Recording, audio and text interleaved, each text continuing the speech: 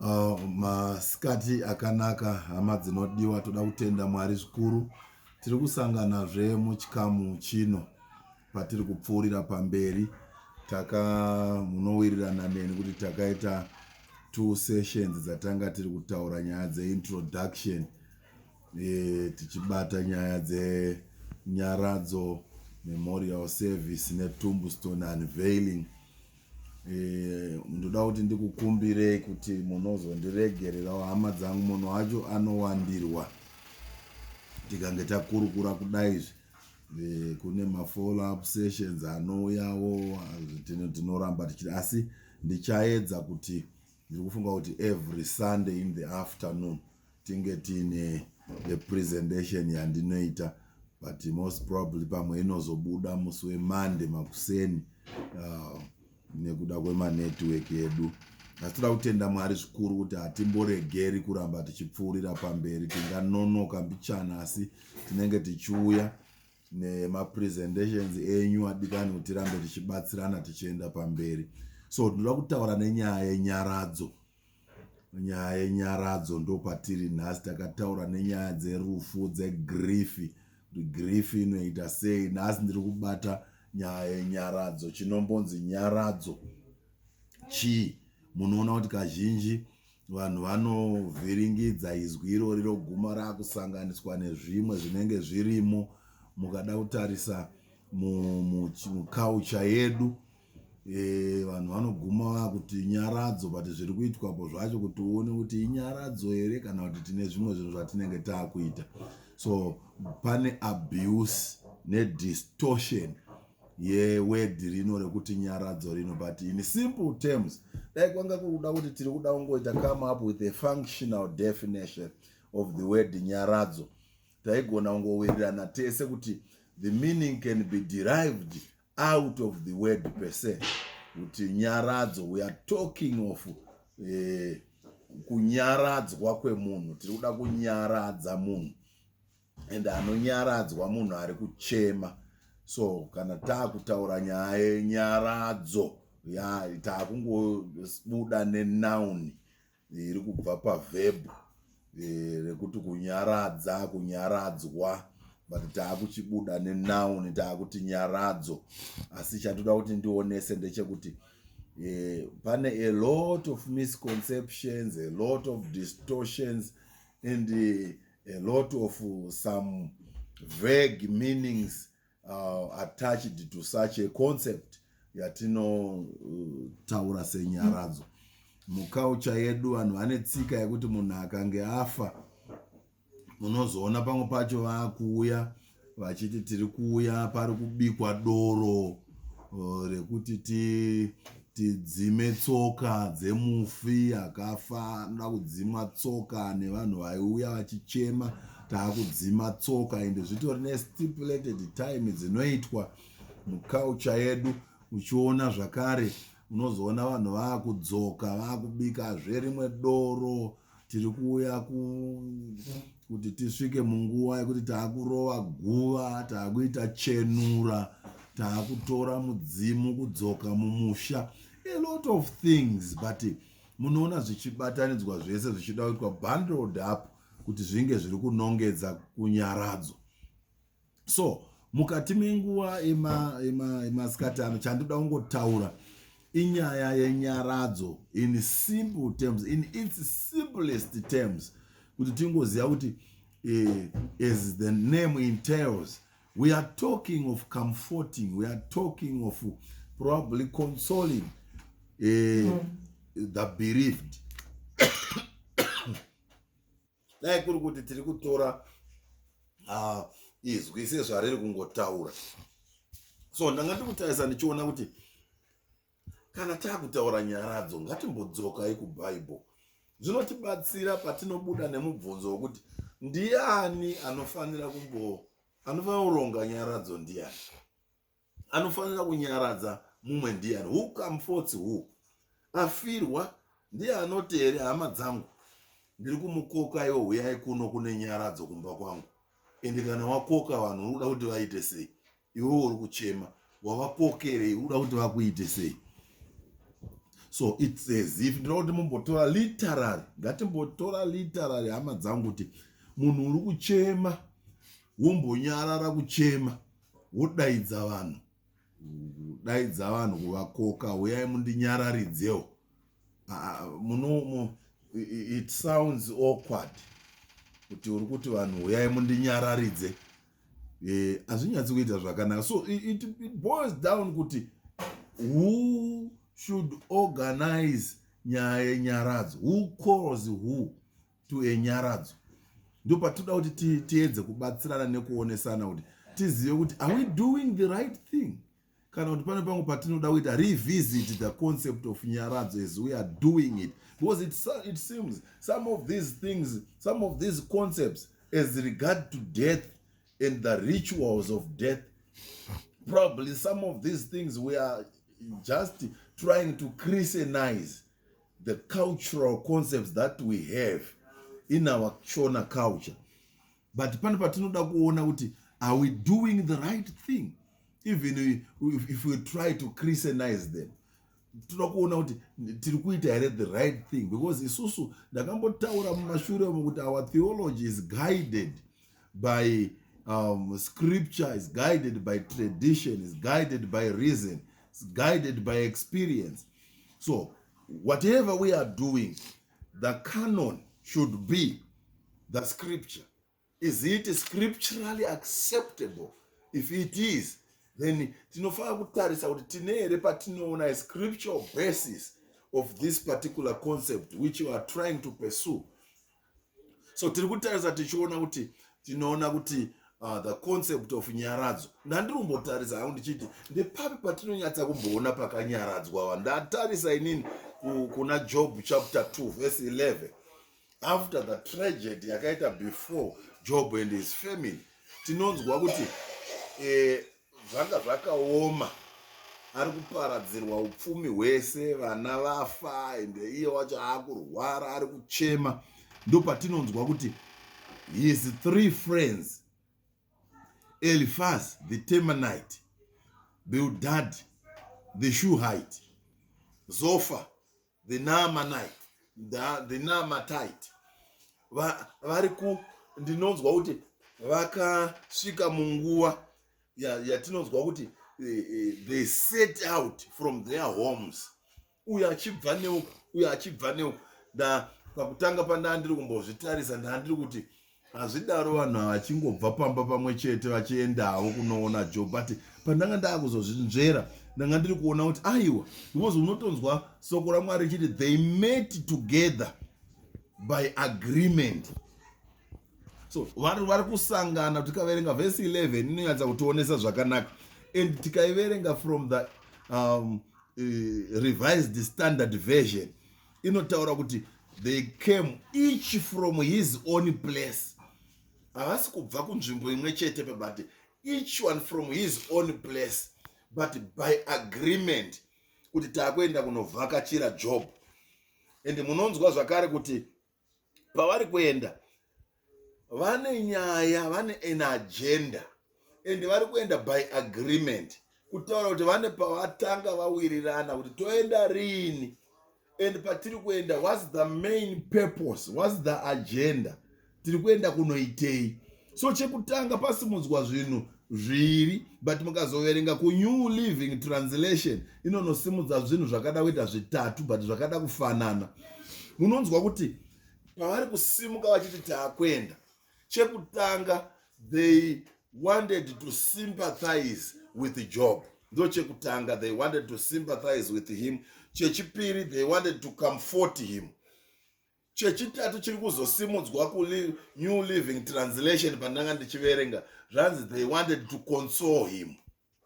Zvinoita kunge zvakada kufanana mazwi acho ese ari matatu, asi pane a thin line inozoseparata mazwi matatu iwaya. So ndanga ndiri kutarisa ndichiona kuti haasi Jobho ba aronga kuti vadikani vana vangu vafa, mombe dzangu dzafa, makwai aenda nevakaradhiya, ndasara ndisina chinhu, onai zvandiri zvinezvi, inini wacho ndiri kurwara, uyaiwo mundinyaradze. Haasi anodaro, but it was his 3 friends who set out from their homes upon an agreement that we are going, number one, to sympathize with our friend. Number two, we are going to comfort him. Number three, we are going to console him.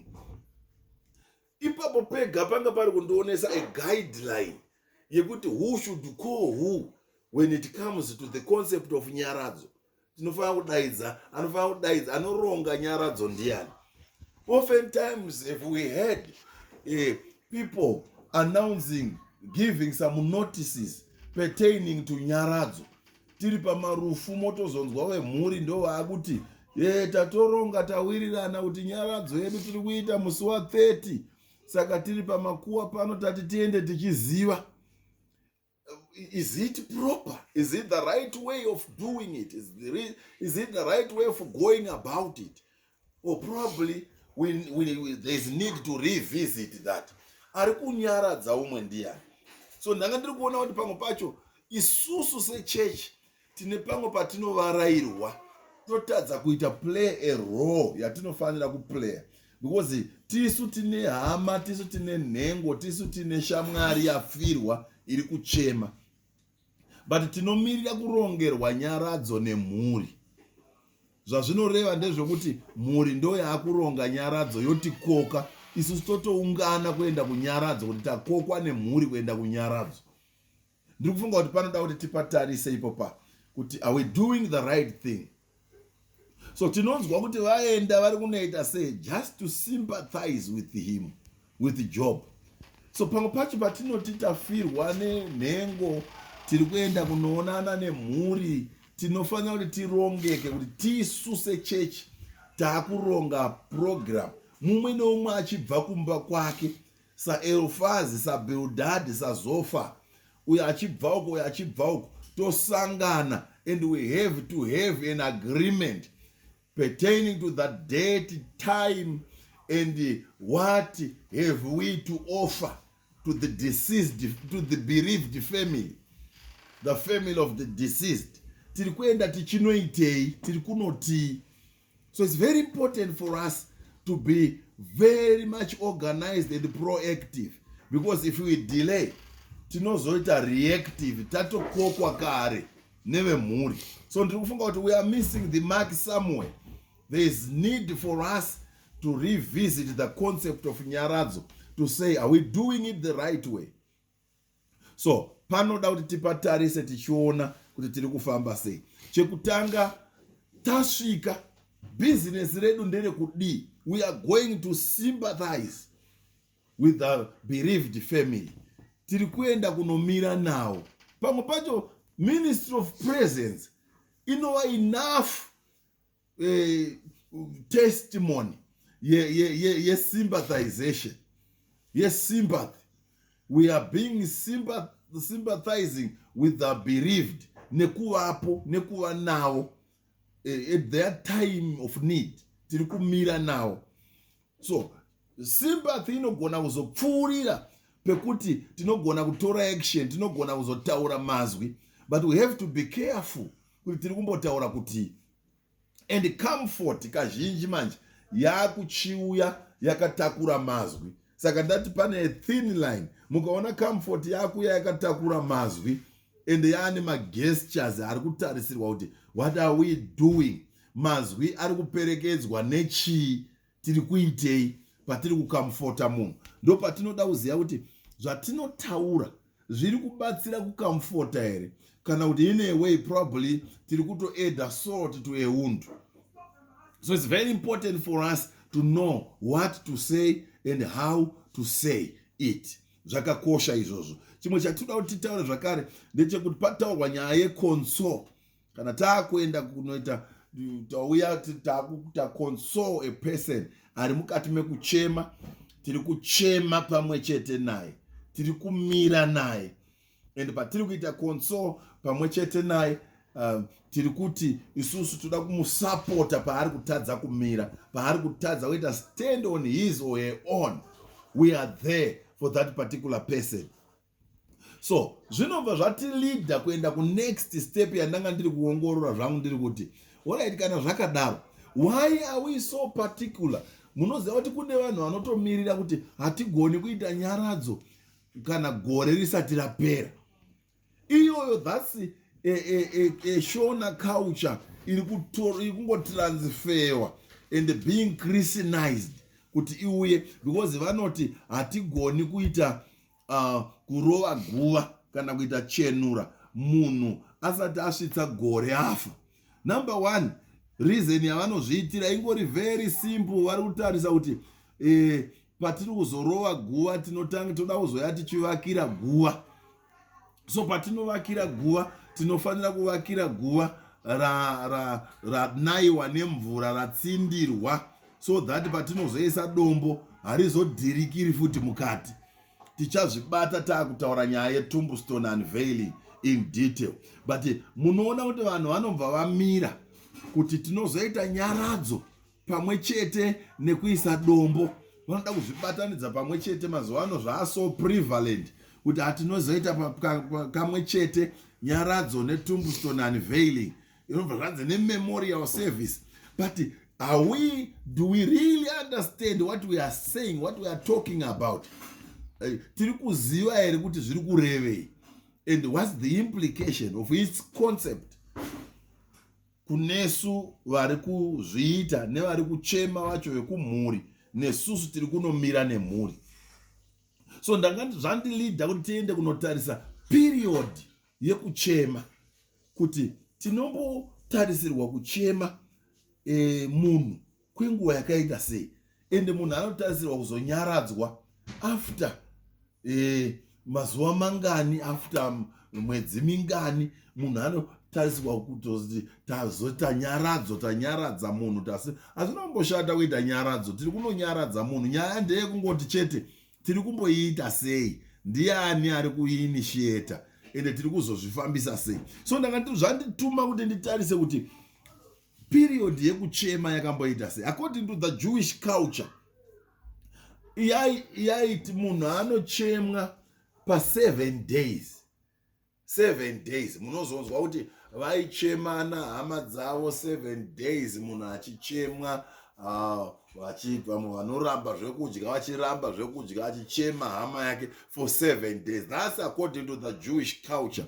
And mukatarisa kuJewish culture ndokuri kunotilidha zvakare kuti mukatarisa even the Old Testament traditions zvakangofanana nezvatiri kutaura neizvozvi. Asi munozoona manje kuti muOld Testament traditions muri kunosiyana kuti munhu kana ari a prominent person, munhu ari kuzikanwa, munhu ari a prominent figure, munoona kuti vaizoita maintain period ye30 days dzaitwa set aside munhu achichemewa. Ndinongotora semuenzaniso chete tikaverenga from the book of Numbers chapter 29. Munonzwa kuti Aaron afa, vakaita 30 days vachimuchema. 30 days vachimuchema.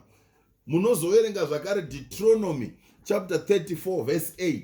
Munonzwa zvakare kuti vakatora nguva 30 days vachichema Moses. Sekunge zvaakunonongedzera kuti if a person is a prominent figure, vari kutora 30 days kupfuura 7 days dziri kuitwa kuJewish culture, dziri muJewish tradition. Ava kuti pfuurirei kunobata 30 days vachichema hama yavo.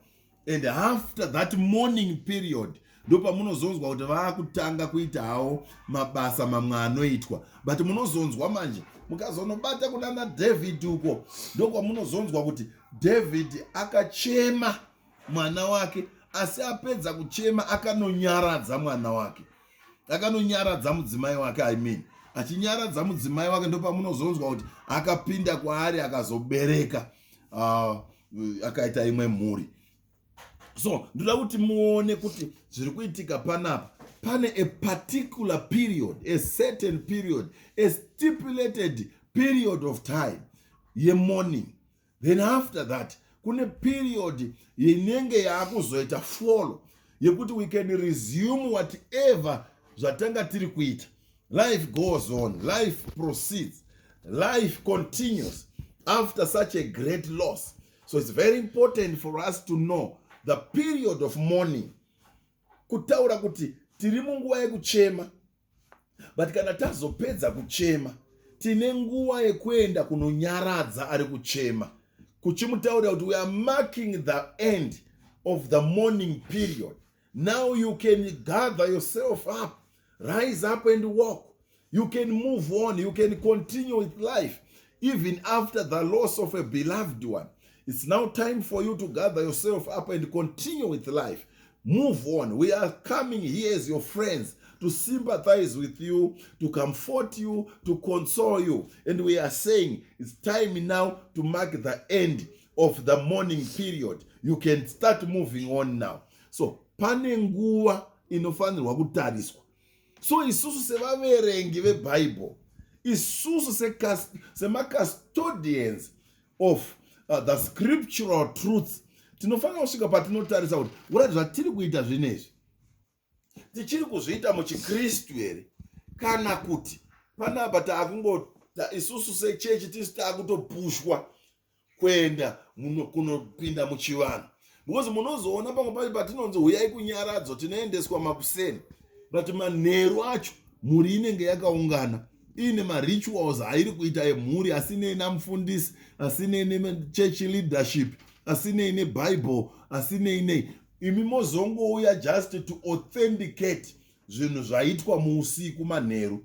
So ndiri kufunga kuti there is now a lot of mist, a lot of tumamits tumwe twasimudzwa tunoita surround the concept of nyaradzo. But zvingori straightforward ndezvekuti if a member passes on, the church must be able to read the days, to read the times, and to consider the mourning period. When it lapses, it's now the responsibility of the church to go in agreement. One member of the church coming from his own home, his own place, then we gather ourselves up, we visit the family of the deceased to comfort, to sympathize, and to console. Ndo patakuenda kunonyaradza chisimuka ufambi tauya seshamwari dzako after such a great loss. Patiri kusvika chimwe chinhu chandaa ndichida kutarisa is the program per se. Program chii chatiri kuofa muprogram, tiri kupa chii muprogram. Tinoda kuzvitarisa zvakare izvo zvokuti program yedu tiri kuofa chii, chii chatiinacho. Tikaenda kunonyaradza munhu tisina zvakarongeka, it means pamwe pacho tinoguma taakuita misfire, and pamwe pacho tinoguma isusu taenda pamba paya and tadaidzwa nemhuri because hatina kunge takazvironga. Tikange tasvika ipapo mhuri ndo iri kudictator pesi, motosvika motonzi program taatoronga kare, ende zvamatosvika tina MC wedu ndiye ari kutotitungamirira, muzukuru ndiye ari kutitungamirira, ende muzukuru uya haazivi kana nedhoo rechechi, haazivi kana nekuverenga Bible, haazivi what to do. Ende imimi sechechi maunganidzwa chete just to authenticate that program. But are we in a position, do we really call that a nyaradzo? Kana kuti mukaona ava vari kutokontinya nezvavanenge vatanga manheru semhuri, imi madaidzwa just to authenticate that. So ndiri kufunga kuti there is need for us to come up with our own program. Mukatarisa vana shamwari dzaJobho dziri kutotanga dzasangana dzoenda, mukaona vakange vakutanga kutaura patori nemanarratives ekuti they were taking chances, vachipanana machances kuti iwe unotaura uchisvika as if it was well organized, vachinyaradza umwe wavo. So if the church fails to be organized regarding the concept of nyaradzo, it means we'll be misled by particular families dziri kuchema, toitiswa zvimwe zvinhu zvokuti nevanhu vanozoti michichi chikristu here. So ndo chimwe chinhu chandatoda kutaura kuti program per se, what is it that we are going to offer to the family during that particular occasion yatiri kuti nyaradzo? What have we to offer? It's very important for us to be organized. Who speaks what? Ende zvakakosha izvo zvesvo. chimwe chinhu chandanga ndichitarisa timbva taenda futi pamaspeeches ari kupiwa. Tine here vanhu vatinoziva kuti these people vanogona kutaura mazwi ekunyaradza. Ndambozvitaura pamusoro mbichana kuti mukaona patiri kuenda kunyaradzo tichiti tiri kunonyaradza, pamwe pacho tiri kusiya tatobaya vanhu, because munoona kuti zvimwe zvinhu zvinoitwa pamanyaradzo emhuri pamwe pavanosangana prior to the nyaradzo day kana kuti an eve before the nyaradzo day, ndo pamunoona kuti pamwe pacho vari kuti ndo patinobva tagova nhumbi, pamwe pacho ndo patinobva taita zvenhaka. Vanhu vari kufoswa kupinda mune zvenhaka, vamwe vacho vachibva vati ndo patinonzwa ripoti yevanhu vakafamba kuenda kugata kun'anga kunonzwa kuti chakauraya munhu chii. Isusu sechechi zvese izvozvo hatisi kuzviziva, tiri kuuya mudima just kungomira and totopa nhingi ndiye ari kutaura. Munhu ari kutaura ari kutosimbisisa matare ambotonganiswa. Mumwe ari kuti handinoda kutomufikisa ndapiwa nguva yekutaura, iye haana kupiwa. Ende isusu sechechi ndoko kwatinotorawo futi mazwi edu ekuti hama yacho yatotaura zvakati, uyu wacho ataura zvakati. So maspeeches hatinotaura ari kunyaradza here kana kuti ari kuita sei? Tiri kumboda kuti the content of our nyaradzo tiri kumboita, tiri kutaura kuti kudii, ende ndiani ari kutaura, ane ukama hupi neafirwa. So mamwe mazwi anouya kutonesa kana kuti kudzimbira kana kuti kurwadzisa afirwa, isusu tichifunga kuti auya kuzonyaradza. So it's very important kuziva kuti ndiani ari kutaura uye ari kutaura nezvei. Even mharidzo dzinozoparidzwa panyaradzo, zvakakosha hama dzangu kuti tizive selection of a text. Text yandaverenga inoi, context yayo, the original context, iri kumbotaura kuti kudii. Ende kana ndakuzoideliver, ndakuita apply, is it a relevant text? Kana ndangononga kuti rega ningokandawo. But in the process munozoona munhu akuguma akudzimbira munhu. Izvozvo zvinobatanidza, mukaona zvimwe zvinhu zvinoitwa. Tine tunhu twatinoita mukaucha here, ndakambotutaura pandaitaura nyaya yedeath ndichatanga kuintroducer topic inoi, kuti munonzwa munhu achiti mukadzi afirwa nemurume, voti torai munin'ina kana kuti sisi wemukadzi ndo anotaura vachinzi mukadzi wacho ngaachitaura. Havana kumbobvira vagara vese, havana kumbobvira varonga zvinhu pamwe chete. Uyu anga angori muramu ndimwaramu, hapana zvinhu zvavakamboronga vese pamwe chete kuti muzoti ataure kuti murume wangu aindida. Unotozonzwayo vachitoti murume wangu taiwirirana, taironga zvinhu pamwe chete, but havana kumbogara vese, haana chekutaura she doesn't have any testimony iri relevant. So pane zvimwe zvinhu zvatinobhorowa kubva muculture yedu but zvisiri relevant. Afirwa ngaapiwe mukana wekuita express, and ndakambozvitaura kuti it's a therapy on its own. So many sermons dzimwe dzatingada kusimudza tichiparidzira munhu ari kuchema, munhu afirwa, dzimwe dzacho they don't even make sense. Tinoda kuziva kuti ndiani ari kutaura, and pamwe pacho it's good kutomupa time iye to air out, to empty out the grief which is in her, which is in him. It's very important for us to do so than to come isusu tine mangoma emabhaibheri kuda kutura kuda kumushumairira, and hapana vhesi imwe yacho anogona kunge ari kumbotora achinzwa ipapo. So tinoda kuita devise ways and methods dzekuti what is the best way to comfort this person, what is the best way probably to sympathize with this person or to console this person. Pamwe pacho kutopedza nguva tichitaura about the lighter moments which the bereaved had with the deceased. Pamwe pacho is very helpful. Munotozonzwa kuti the bereaved anotora nguva yekutoparticipata, achitofara, achinzwa kunge ari kuita relive the moments and the memories dzinotanga kusimuka about the lighter moments dzaakava nadzo nemunhu akafa. So tinoda kuziva a strategic approach when we're dealing nenyaradzo. Pane kusvika paya tototanga kuimba isusu mhururu nemuridzo, tichirova ngoma nehosho, tichipembera. Ende munozonzwa vanhu tinototaura mazwi ekuti tiri kucelebrata upenyu hwemufi, but afirwa has nothing to celebrate because achiri munguva yekuchema. So ndiri kufunga kuti toda kudivisa ways and means dzekuti ndiani anonyatsa kuziva munhu, zvingamubatsira ndezvipi kuti anyesvike paane nguva yaanonyatsa kunyaradzwa. Ndo pari kunzi shamwari nhatu dzaJobho dzakatanga dzasangana and agreed to go and agreed on a particular program. Tiri kuenda kunoitei, we are going to sympathize. Ndiani anogona kuva a better sympathizer? Tiri kuenda kunoitei, tiri kuno comforter. Who can be the best comforter? Tiri kuenda kunoitei, tiri kunoita console. Who can be the best consoler? Tiri kuenda tichiziva zvatiri kuita zvakarongeka. Ndosaka paine nyaya yekutanga taita agree. So it's very important for us. Hatirongerwi nyaradzo nevafirwa isusu chechi tiripo. Device logic. Ndiri kufunga kuti zvakakosha kuti isusu as a church tirongeke, tiri organized. Tafirwa.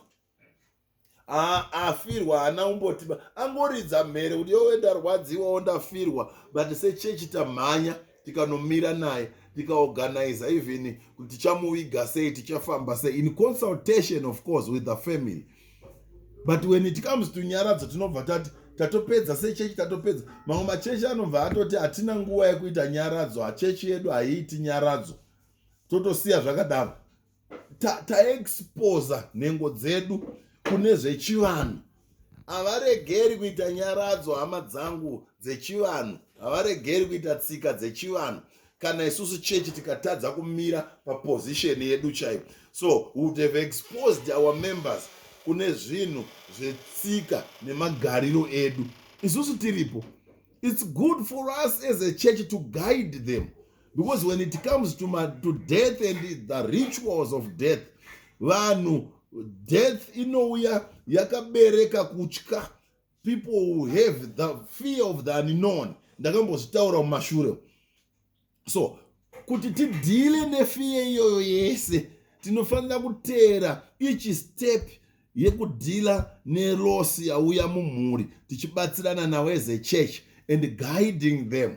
Kuti ma-Christian principles anomboti, Christian ethics dzinoti kuti as we are moving on. So it's very important for us kuziva kuti nyaradzo, hama dzangu, sechurch ngatibatsiranei nevafirwa, tivanyararidze munguva yavanofanira kunyararidzwa. Kwete kuti tiende kunoita adopt zvechivanhu kuti isusu taakumirirawo gore kuti ritange rapera. So ndataura zvandataura zvinezvi. Our next port of call yanyaya yememorial service netombstone unveiling. Ndopatakuda kuenda ipapa. Tanzwa nyaya yenyaradzo. Kana tiine mibvunzo, tiine ma-comments, tiine ma-additionals, sunungukai kuya ku-inbox tichikurukura, tichionesana. Mwari wenyasha vatiitire zvakanaka. Tirambe tichikurukura nekunzvera nyaya iyoyi. Nyaradzo inorongwa nani? Nguva yakaita sei? Zvii zvinoitwa panyaradzo pacho? Ende izvo zvakatikoshera. Munhu ngaanzwe kusara achinzwa kuti ndanyaradzika, hama dzangu dzauya kumira neni munguva yandinenge ndichiri kuchema. Because chechi ikasuduruka, munguva yemwe munhu ari kuchema, anoguma aitiswa zvese, because he or she ceases to think properly because of the grief. Whatever action that he or she takes will be influenced by grief. And we as